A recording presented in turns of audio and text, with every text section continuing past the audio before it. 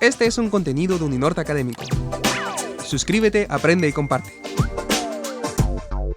Les damos la más cordial bienvenida a esta, nuestra casa y este espacio virtual que nos acerca a la apropiación del conocimiento. A lo largo de todo lo que va de este año, que realmente solo van 4 meses, pero que ha sido muy, muy intenso, hemos tenido distintas experiencias y distintos espacios en distintas áreas de nuestra disciplina de actualización continua y gratuita para todos los profesionales de la región. Para mí es un orgullo, una alegría inmensa hacerles extensivo a todos los que se están conectando la invitación a que participen a 2 eventos especiales que tenemos en este momento. El primer evento, el Bootcamp en Habilidades Jurídicas, segunda edición.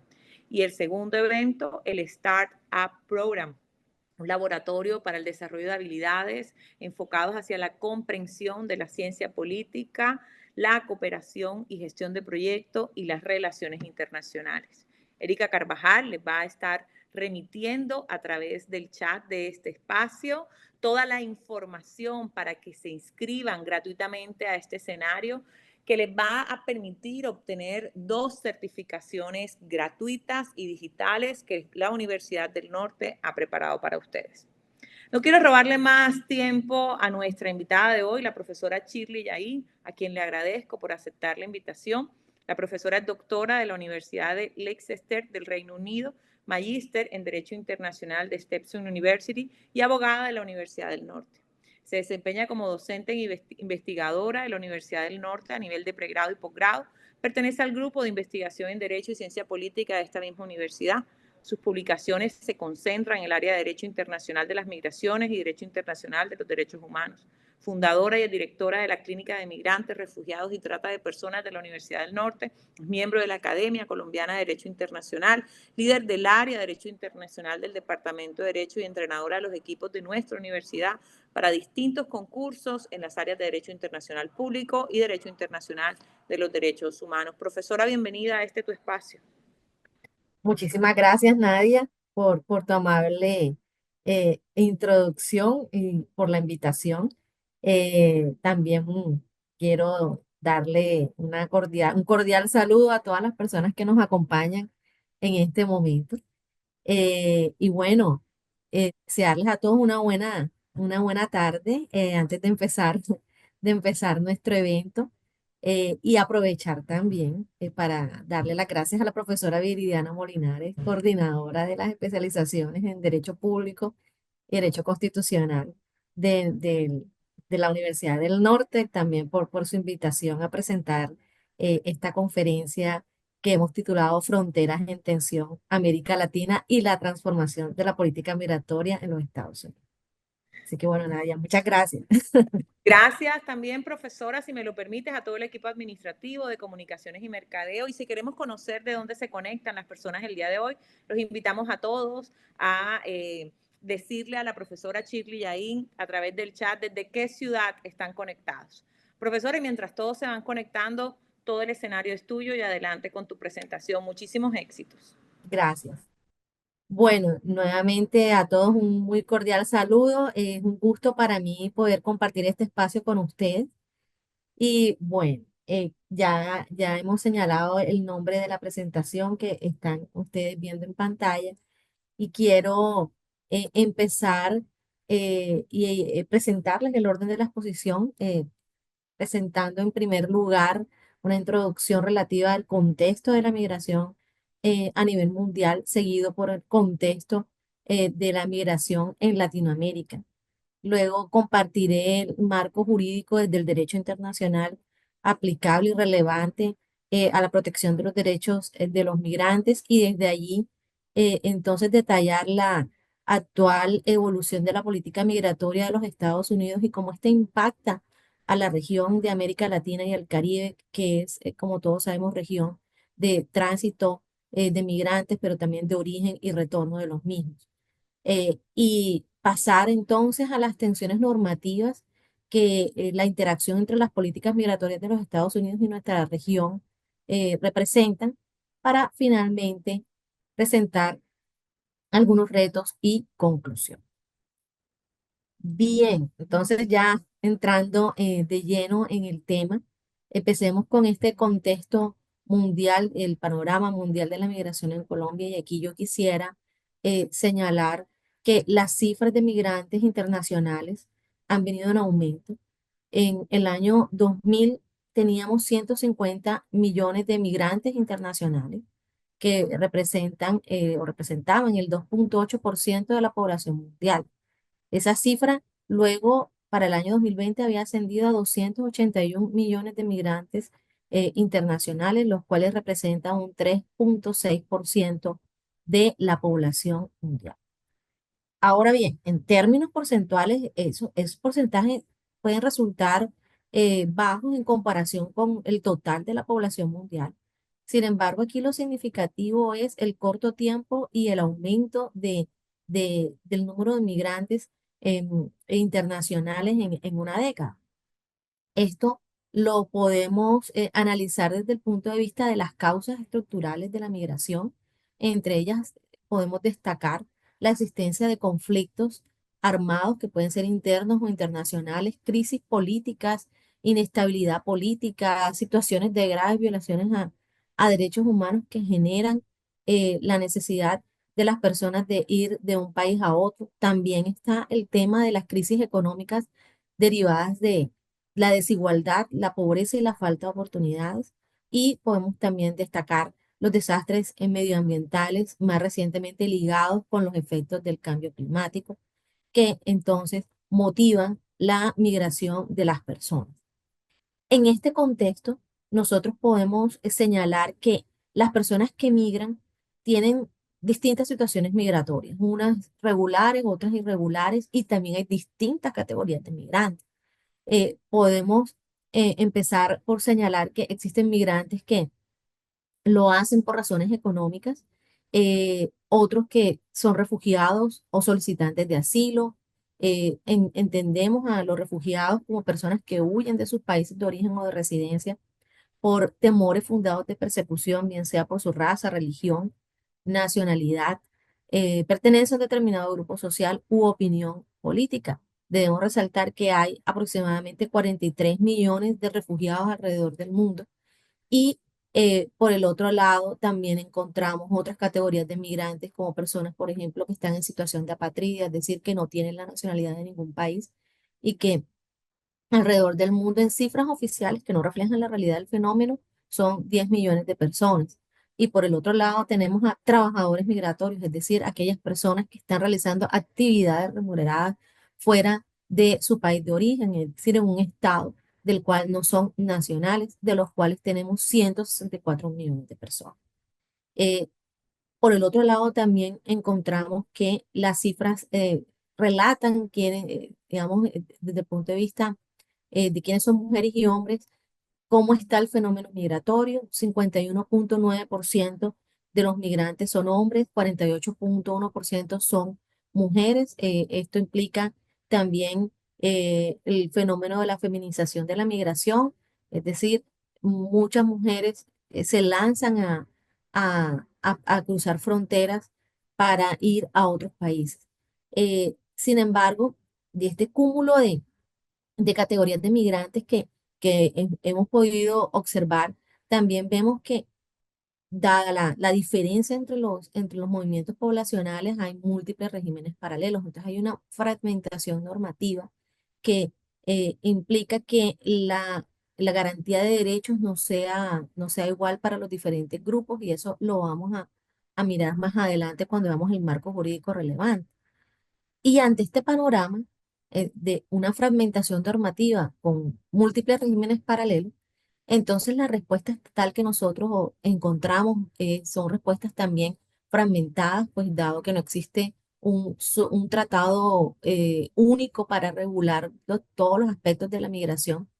Existen tratados como por ejemplo la Convención sobre Trabajadores Migratorios de 1990, pero no todos los países la han ratificado. También muy recientemente se crearon instrumentos internacionales que no son vinculantes, sino que sirven de guía, como el Pacto Mundial para una Migración Segura, Ordenada y Regular y el Pacto Mundial sobre los Refugiados. Pero entonces, miren ustedes cómo son marcos jurídicos fragmentados, algunos no vinculantes, otros son vinculantes, pero los países receptores de migrantes no lo firman, no lo ratifican, y entonces esto deja al fenómeno migratorio en manos de los estados. Y los estados entonces ven en el control migratorio un asunto de soberanía, en donde se prioriza los intereses nacionales por encima de la garantía efectiva de los derechos. Y esto da como lugar la adopción de políticas migratorias con un enfoque de securitización, en donde la migración es percibida como una amenaza que se vincula con la delincuencia, el crimen organizado, el terrorismo, narcotráfico, etcétera, lo que lleva a su vez a la adopción de medidas de disuasión y de represión de la migración que van desde la construcción de muros y vallas hasta la criminalización de los migrantes, la externalización del control fronterizo por supuesto, la expansión de agencias fronterizas como por ejemplo el Servicio de Inmigración y Control de Aduanas de los Estados Unidos o el Frontex en la Unión Europea. Ahora, ¿cómo ubicamos nosotros aquí a América Latina? ¿Cuál es el contexto de la migración en América Latina? Aquí vale la pena resaltar que en América Latina el fenómeno migratorio tiene dos aristas, es extrarregional y intrarregional. Y en ese sentido, en el fenómeno extrarregional, encontramos que existen cerca de 43 millones de personas en Latinoamérica y el Caribe que viven fuera de su país de origen. Y de esas 43 millones de personas, 20 millones de personas viven en los Estados Unidos. Lo más significativo se da entonces aquí en el fenómeno de la migración intrarregional.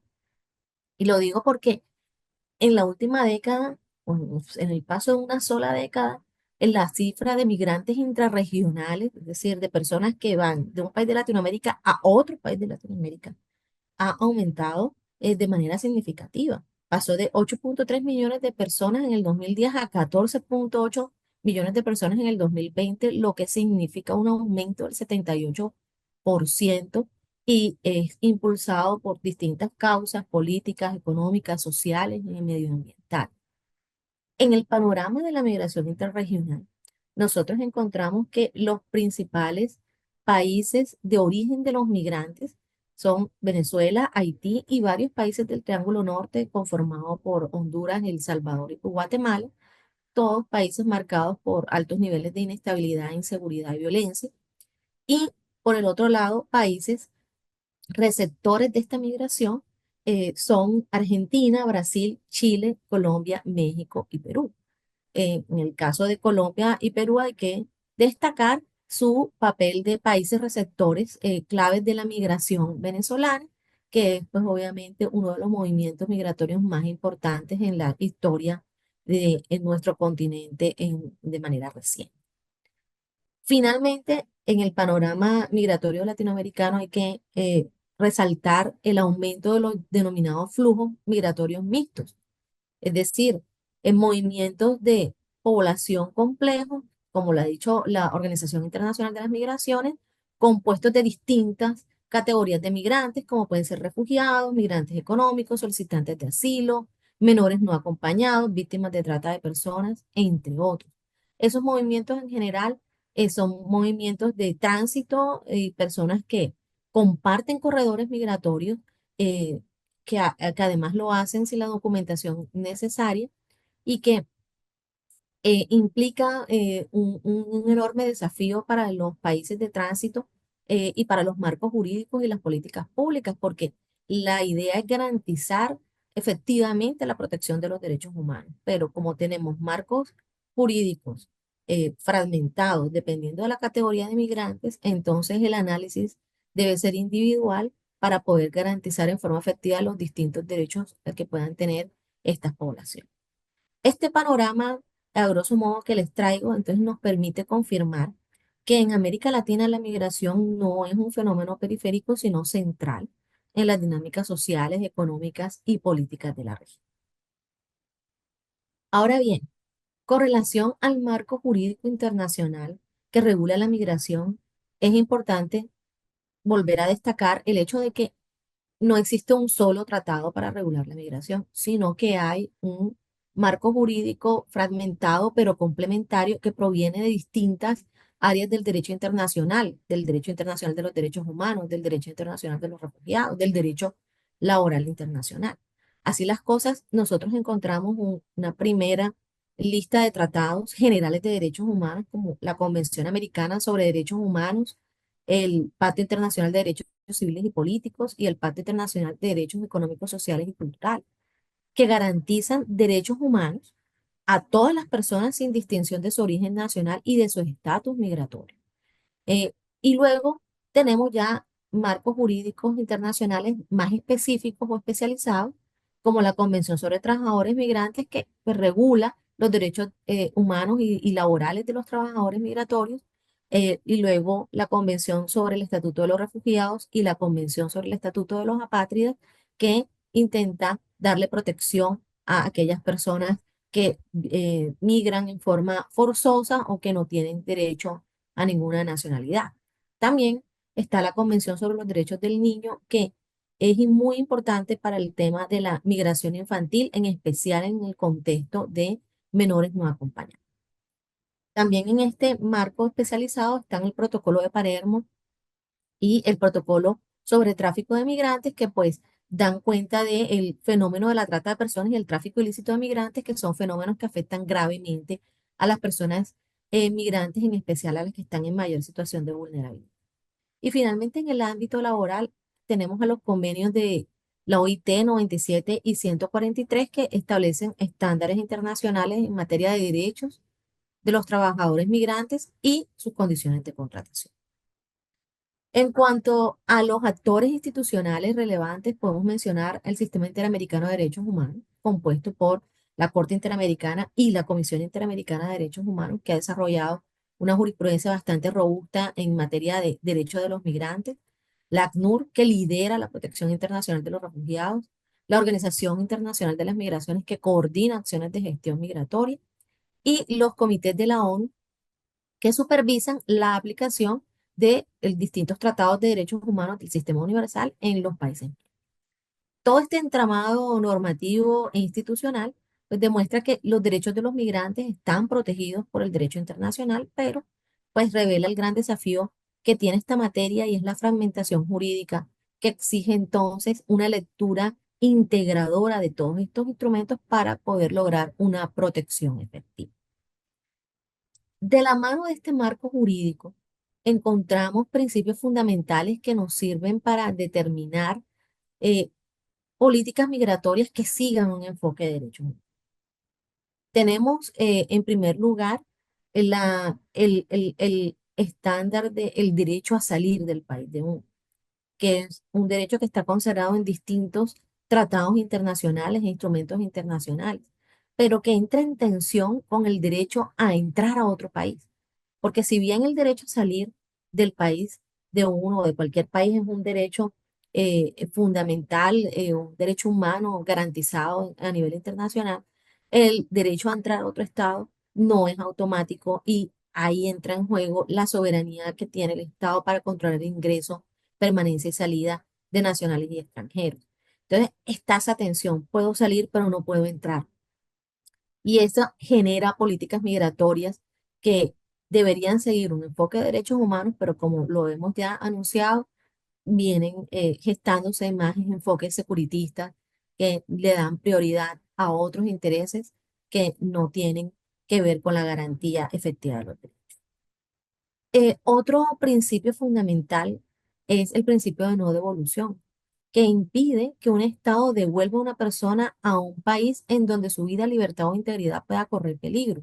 Esta es una norma de jus cogens en materia de derecho de asilo y refugio, que como más adelante veremos es una de las normas, digamos, más golpeadas con las políticas migratorias que siguen enfoques securitistas y no de derechos humanos. También debemos señalar como principio fundamental del derecho internacional de las migraciones la prohibición de expulsión colectiva de los extranjeros, que atenta contra el principio de individualización de los casos cuando se hacen deportaciones o expulsiones masivas, porque las decisiones deben ser personales y con respeto del derecho al debido proceso. aquí en esta misma arista encontramos la prohibición de la detención arbitraria, porque toda persona migrante detenida debe tener derecho a un recurso judicial rápido y efectivo y a no estar privada de la libertad de forma indefinida ni sin una causa legítima. Y acompañado de esto está el derecho a la protección consular consagrado en la Convención de Viena sobre relaciones consulares, que implica el derecho que tiene toda persona migrante detenida en un país extranjero a que se le informe que tiene derecho a contactar al consulado, a recibir asistencia consular de su consulado y a estar debidamente informado de sus derechos. Finalmente, encontramos el principio de no discriminación, que es transversal en todo el sistema internacional y que implica que los migrantes, independientemente de su nacionalidad, de su estatus migratorio o de cualquier otra condición, tienen los mismos derechos reconocidos de toda persona por el mero hecho de ser humano.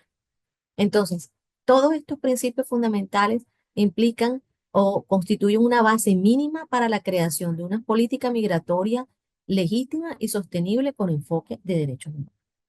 Ahora sí, con con este abrebocas del marco jurídico y de estos principios, analicemos entonces la política migratoria de los Estados Unidos en el año 2025. Y aquí nosotros debemos señalar que con la segunda administración de Donald Trump, eh, las políticas migratorias de los Estados Unidos han evolucionado hacia una tendencia de mucha mayor restricción y de mayor enfoque de securitización del fenómeno migratorio.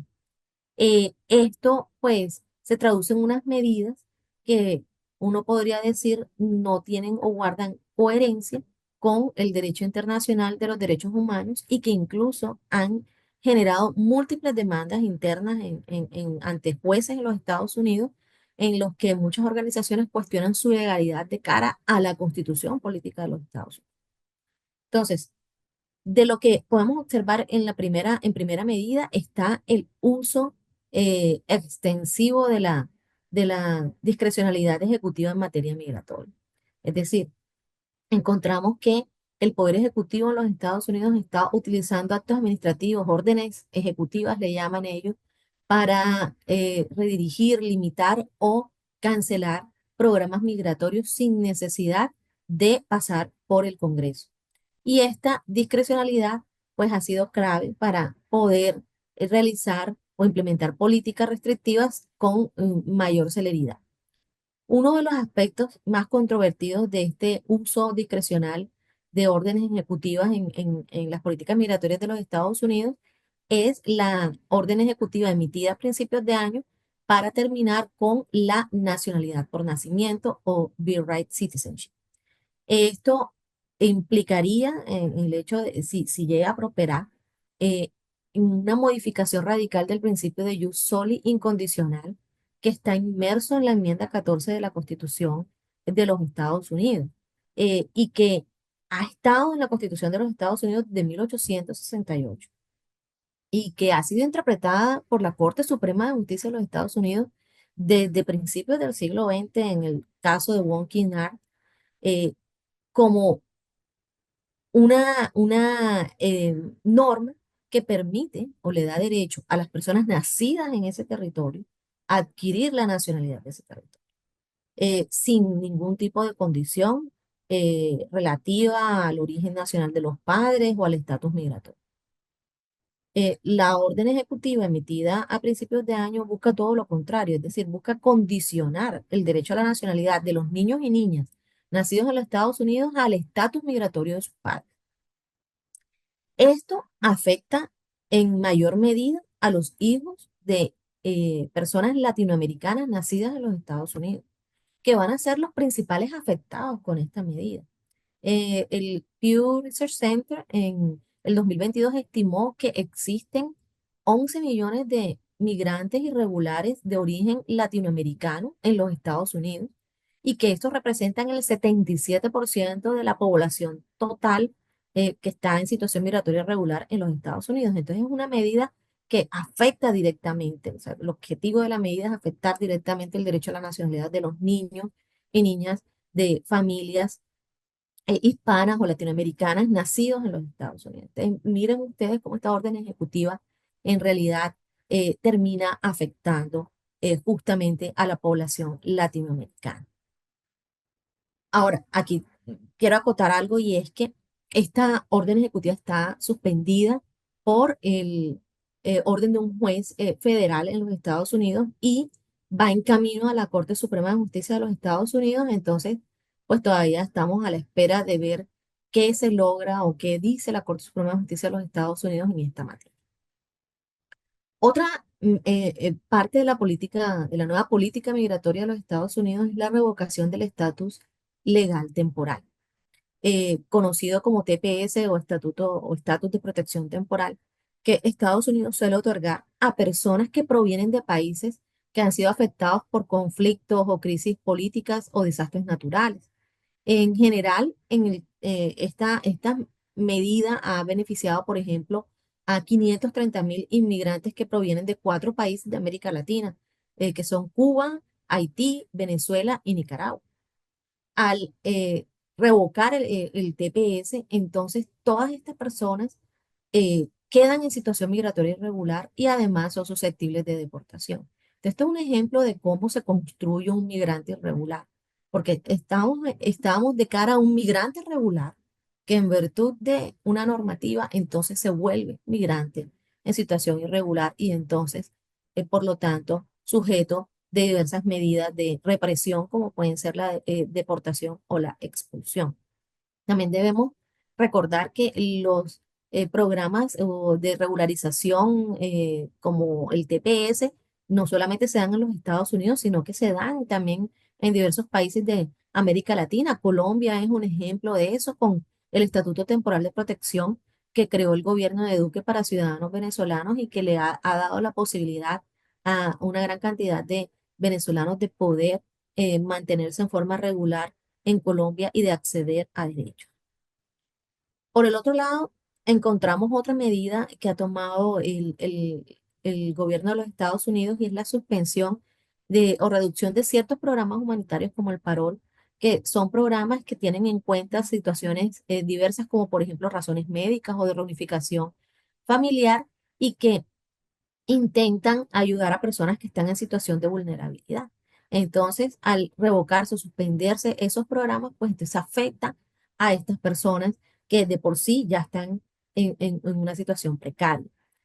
Nuevamente, este tipo de medidas también afectan a personas de Latinoamérica porque en su mayoría son personas provenientes de Cuba, Haití, Venezuela y Nicaragua, aunque aquí también debemos incluir personas provenientes de Afganistán y Ucrania. Y finalmente, en este recuento de estas medidas que hacen parte de las nuevas políticas migratorias de los Estados Unidos y es la que probablemente han ustedes podido observar en, en las noticias, es en las deportaciones masivas y el uso de la ley de enemigos extranjeros de 1798.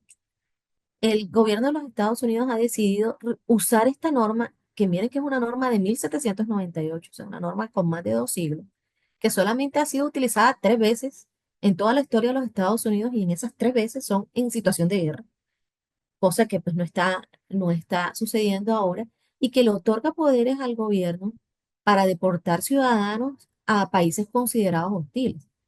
Y esos poderes, por supuesto, son extraordinarios. Y fíjense ustedes que la última vez que utilizó Estados Unidos esta ley fue en el contexto de la Segunda Guerra Mundial y lo usó para poder detener a personas de descendencia o ascendencia japonesa y poderla colocar en campos de internamiento en ese país sin respetar pues, el derecho al debido proceso.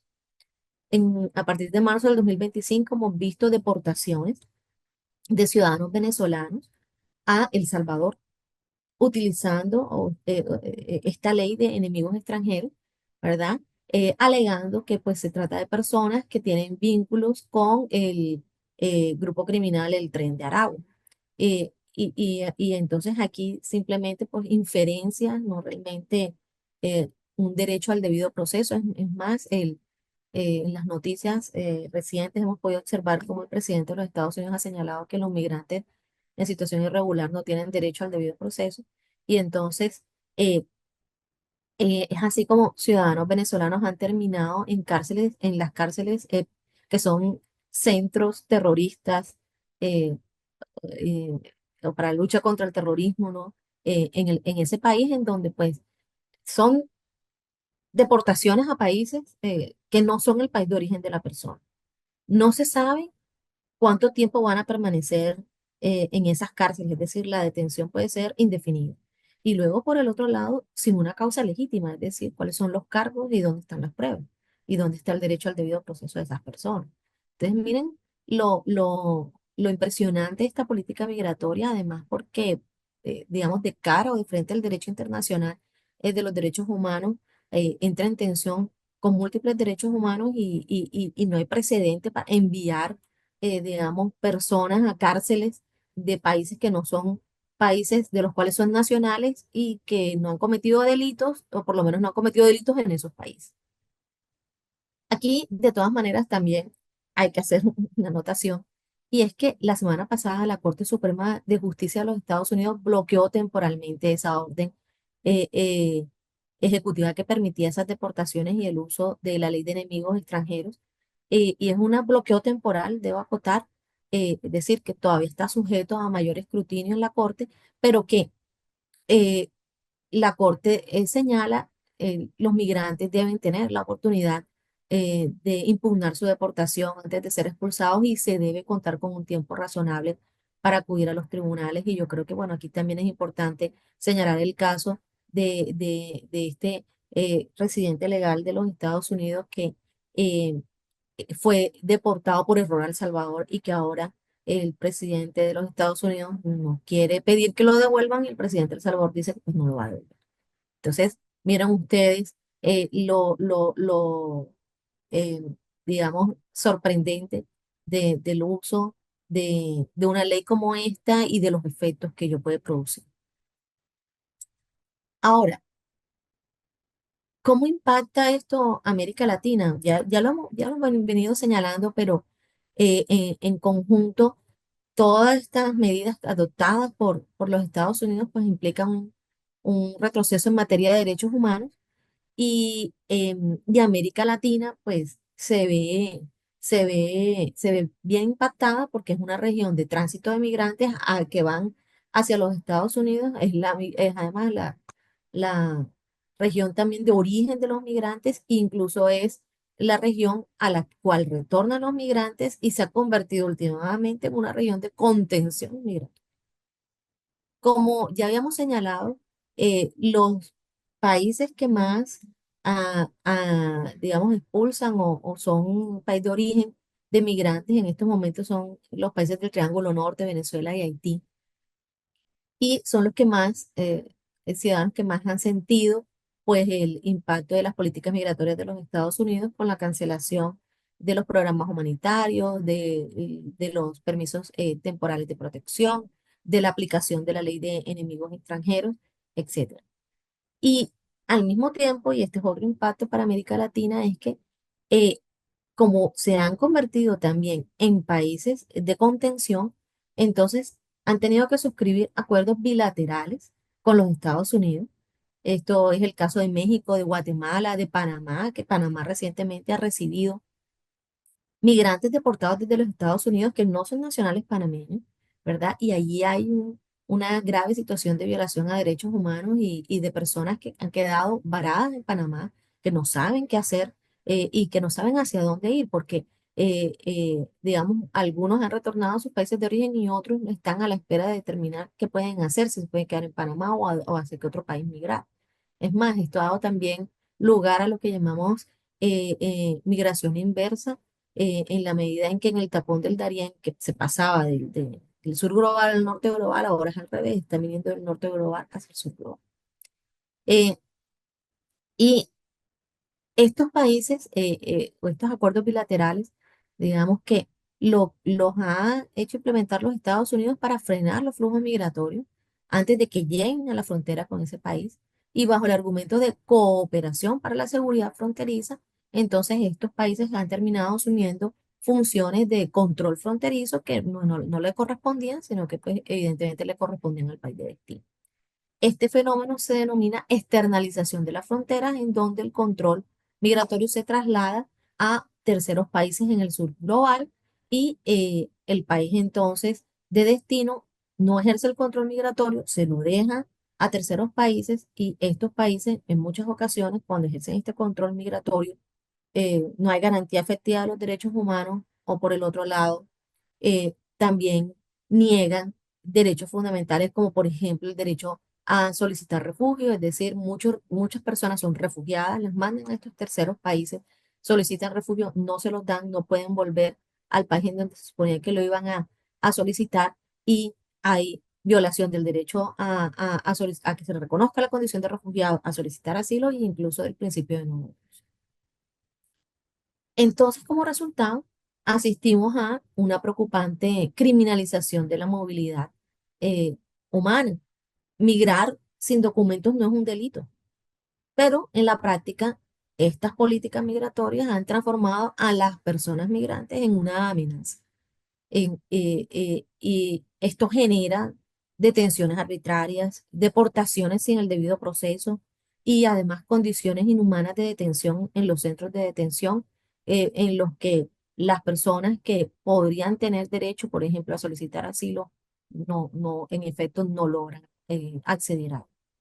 En este contexto, entonces, tenemos a una América Latina que enfrenta un desafío grande que es su rol en la geopolítica, ¿verdad? ¿Cómo lo concilia con la protección de los derechos humanos de las personas que están en situación de movilidad humana? Porque uno debería pensar que el tránsito no puede justificar la renuncia a principios fundamentales del derecho internacional de la migración. Ahora bien, eh, digamos, realidad nos muestra las tensiones normativas e institucionales que existen hoy en el ámbito de las migraciones internacionales. Es la tensión entre la soberanía estatal, las políticas migratorias y la protección de los derechos humanos. Desde el punto de vista del derecho internacional tradicional, cada país es soberano de controlar sus fronteras y de definir las reglas a través de las cuales se permite la entrada, permanencia y salida de nacionales y extranjeros. Pero ese poder soberano y discrecional se enfrenta con las obligaciones internacionales en materia de derechos humanos, tales como el derecho a solicitar asilo, la aplicación del principio de no devolución, la protección de la niñez migrante, entre otras. Entonces hay una tensión entre el imperativo humanitario y las políticas de control. Pero estas políticas de control entonces están aunadas a un discurso de seguridad nacional instrumentalizado para justificar medidas restrictivas y disuasorias como expulsiones expeditas, detenciones migratorias prolongadas, cierre de fronteras, que son medidas que realmente no responden a ninguna amenaza real. El migrante es utilizado también aquí, instrumentalizado, tratado como un chivo expiatorio para distraer a la opinión pública. No hay una amenaza real, sino que es un discurso que se nutre de narrativas de xenófobas y racistas con el fin de captar votantes y que especialmente afectan a los migrantes del sur global. Eh, en este orden de ideas, vemos, por ejemplo, que el Sistema Interamericano de Derechos Humanos ha desarrollado una jurisprudencia que permite hacerle frente a esta tensión y le recuerda a los estados cosas como que la detención migratoria debe ser excepcional, no la regla general. Que las personas migrantes, incluidos los niños y las niñas, tienen derechos que no pueden ser relativizados en razón del estatus migratorio, es decir, la aplicación del principio de no discriminación y que el derecho a la no devolución es un principio absoluto en el derecho internacional y que no puede devolverse al país de origen a personas que corren riesgo de tortura, tratos crueles, persecución, etcétera, en ese país. En resumen, la tensión no es entre seguridad y derechos, sino entre una visión de soberanía excluyente y la comprensión de la dignidad humana como un valor universal. Eh, ya para ir cerrando la conferencia, entonces es importante identificar algunos retos y conclusiones frente al fenómeno migratorio en América Latina y el rol que juega Estados Unidos en su configuración. En primer lugar, las políticas migratorias de los Estados Unidos tienen un impacto estructural en la movilidad de la región. No es que solo son políticas fronterizas, es cómo se reconfigura la movilidad humana cuando se condicionan las ayudas económicas, se imponen aranceles o se externalizan las fronteras. Entonces hemos visto cómo, por ejemplo, se han instrumentalizado la migración con fines de política interna o externa, desafiando normas esenciales del derecho internacional como el principio de no devolución o el derecho a solicitar refugio. Se han vinculado incluso a temas comerciales, la amenaza de imponer aranceles si no eh, se accede al control migratorio. Esto nos lleva a señalar la urgencia de reforzar el principio pro persona y la aplicación de un enfoque de derechos humanos en las políticas migratorias, en donde el centro de la política sea la dignidad de la persona migrante, independientemente de su estado. Ahora, desde el punto de vista de Latinoamérica, se requiere una cooperación regional más estructurada, políticas migratorias concertadas, armonizadas y que no sean reactivas o subordinadas a los intereses de terceros países. Esto implica que la intención o la integración migratoria latinoamericana debe superar esta lógica de la contención y de la criminalización. Finalmente, debe reivindicarse el derecho a migrar como un componente de la libertad humana. Migrar, como les decía, no es un crimen y es muchas veces la única salida que tienen las personas para poder seguir existiendo y para poder escapar de contextos difíciles como violencia, desigualdad o crisis climática. Entonces, aquí en América Latina tiene un gran reto y también la oportunidad de liderar una agenda migratoria basada en la solidaridad, el respeto por el derecho internacional y los derechos humanos. Bueno, con eso yo concluyo mi presentación. Muchas gracias por su atención y quedo a su disposición por si hay algunas preguntas del público. Profesora, por acá te está diciendo Angie Inestrosa, excelente intervención. Muchas gracias. Me queda una pregunta.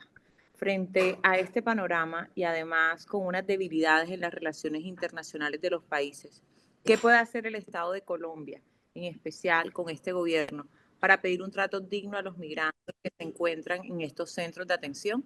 Gracias, Angie, por tu pregunta. Y quisiera empezar por señalar que este es el tema de esta tensión, ¿no? Entre el rol geopolítico que tienen los países de América Latina y la protección eh, que se debe dar a los derechos humanos de los migrantes. Entonces es esencial el tema de la dignidad, de mantener la dignidad de los migrantes.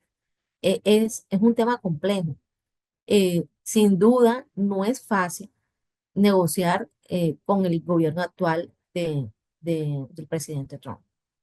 Yo pienso que entonces es donde necesariamente debe haber un ejercicio de cooperación entre los países de América Latina, que permita que la política migratoria de todos los países sea conjunta y que sea adicionalmente una política que rechace estas políticas de externalización de fronteras y que entonces en bloque se pueda establecer parámetros para obtener un trato mucho más digno para los migrantes en los centros de detención.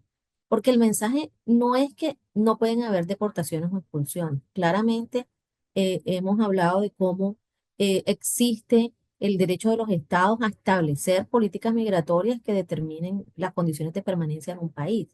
Pero el asunto aquí es el juego entre esa política y derechos fundamentales como el derecho al debido proceso y a un trato digno.